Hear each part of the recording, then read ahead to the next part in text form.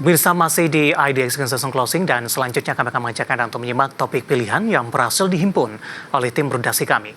Setelah libur panjang akhir pekan dan tahun baru Imlek, indeks harga saham gabungan tumbang di sesi perdagangan Kamis 30 Januari 2025 dengan membukukan koreksi 1,36% ke level 7.068. Tergelincirnya indeks harga saham gabungan pada sesi pertama disinyalir sebagai respon pasar atas keputusan terbaru Bank Sentral Amerika Serikat yang mempertahankan suku bunga acuan di kisaran 4,25 hingga 4,5%. Setelah libur panjang akhir pekan dan tahun baru Imlek, indeks harga saham gabungan tumbang di sesi pertama perdagangan Kamis 30 Januari 2025.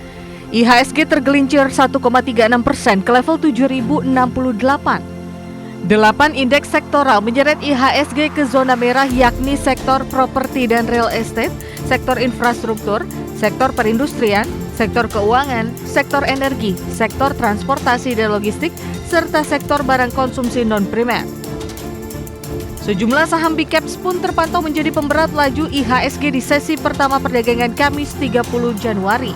Saham BBCA terkoreksi 1,6% ke level Rp9.200 per saham.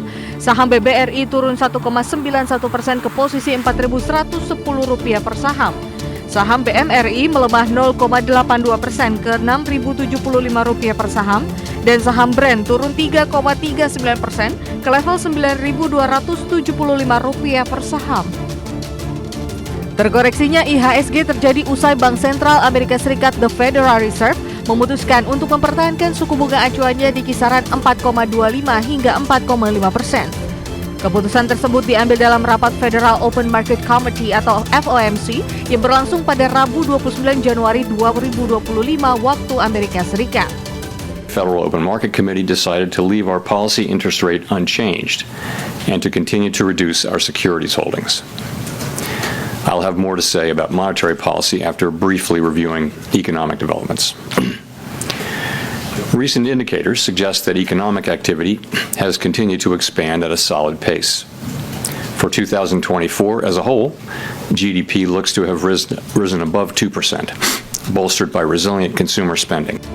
Sebagai catatan, keputusan mempertahankan suku bunga acuan diambil setelah The Fed sebelumnya menurunkan suku bunga 3 kali berturut-turut dengan total pemangkasan mencapai 100 basis poin.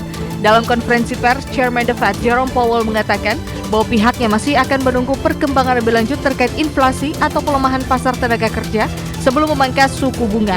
Adapun saat ini inflasi masih berada di atas target 2% meskipun sudah menunjukkan tanda-tanda penurunan.